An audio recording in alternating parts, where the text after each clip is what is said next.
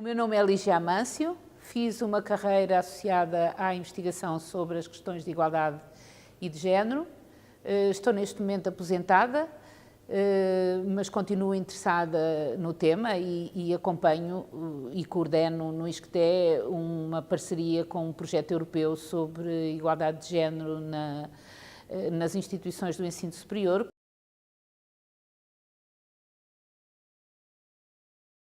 Exato, porque não há linearidade nunca nestes processos. Portanto, há de facto,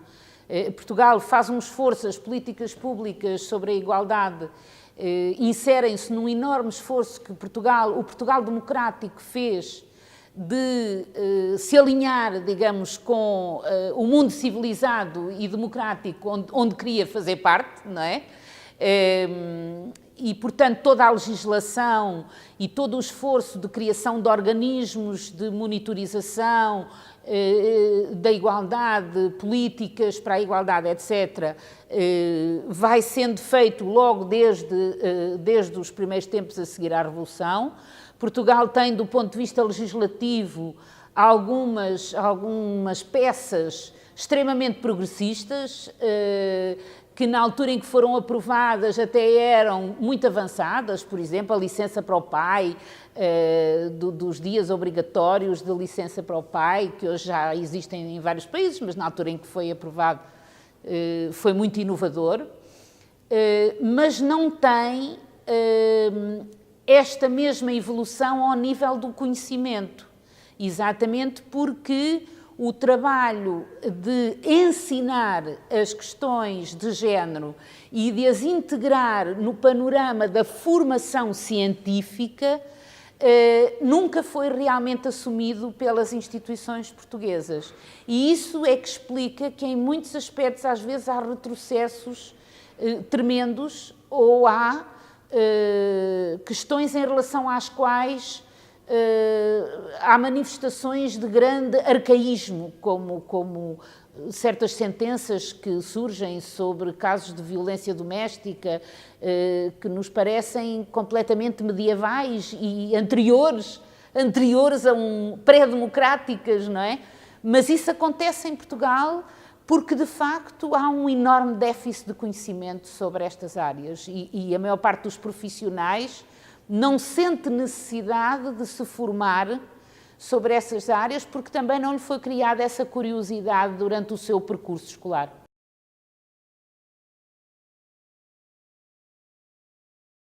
Em muitas partes do mundo há um enorme retrocesso em relação a estas questões por força de um processo de conservadorismo acentuado, de populismo, de emergência de movimentos de extrema-direita, digamos, o panorama global, porque acontece na Europa, acontece nos Estados Unidos, acontece na América do Sul, portanto, há um aumento muito significativo dos fenómenos populistas, da interferência das religiões na decisão política. Portanto, há todo um processo que é muito hostil às questões de género, porque as questões de género, digamos, exigem uma moral baseada na justiça, na igualdade, no conhecimento, e isso, de facto, não é aceito pelos pequenos ditadores que vão aparecendo.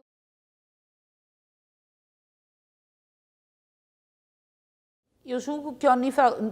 do ponto de vista da nossa experiência, quem faz mais falta mobilizar são, de facto, os estudantes, porque, curiosamente, as gerações mais velhas, apesar de não terem tido formação na área, têm conhecimento da existência de políticas públicas há algumas décadas em Portugal e, portanto, não ignoram completamente a área. Mas os estudantes, sim. Os estudantes vivem completamente alienados em relação a esta área, como se ela não existisse sequer. E, portanto, nem sequer têm instrumentos de conhecimento ou de mobilização social para se confrontarem com situações pontuais de discriminação ou de injustiça por razões estruturais, por razões de género ou outras razões estruturais, não é?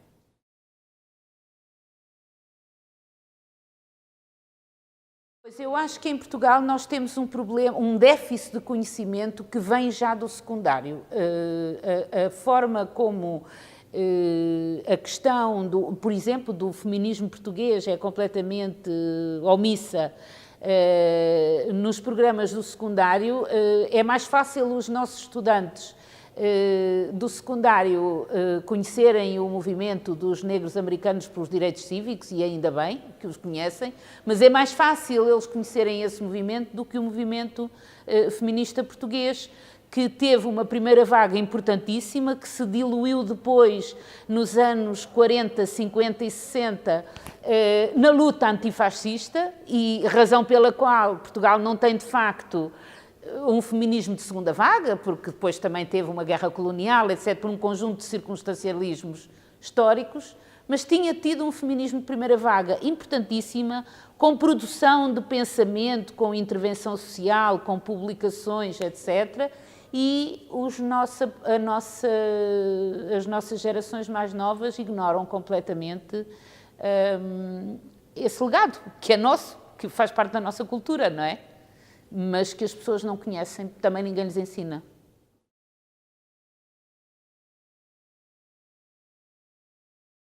Olha, eu acho que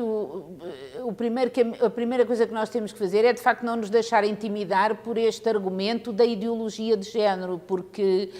é um bocadinho risível, dá vontade de rir, porque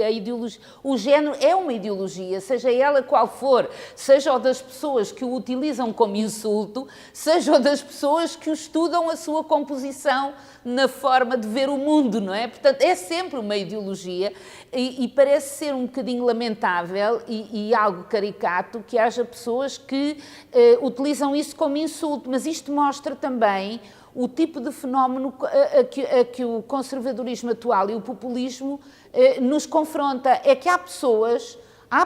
que de facto se arrogam o direito de dizer às outras o que é aceito e o que não é. E, portanto, quando utilizam ideologia de género como insulto, são pessoas que acham que têm o direito de proibir este tipo de estudos ou de investigação. Mas, curiosamente, eu, por exemplo, não sei se conhece, há um artigo meu sobre a história do género nas ciências sociais, em que eu conto que já quando foi a formação, aliás, retirando isso de um livro da Joan Scott, que quando foi a constituição da delegação americana à Conferência de Pequim, portanto, está a ver há quanto tempo isto foi, já nessa altura houve um setor do Partido Republicano que contestou a composição da delegação, alegando que uma parte dessa delegação era composta por essas feministas do género que põem em causa a ordem da natureza. Portanto, este discurso, que agora aparece como atual, é um discurso muito velho, mas, sobretudo, o que traz de novo é que há pessoas que o adotam para dar ordens. Essa Carta de Princípios é um convite às instituições que entendam aderir a introduzir na sua cultura um conjunto de regras de comportamento sobre a igualdade de género, o que constitui alguma novidade em Portugal, porque não é uma matéria sobre a qual as instituições estejam habituadas a pensar, a refletir ou até a refletir no seu comportamento cotidiano, na sua organização institucional, etc. Portanto, julgo que poderá ser uma forma interessante de gerar mudança institucional em Portugal em torno da questão da igualdade de género.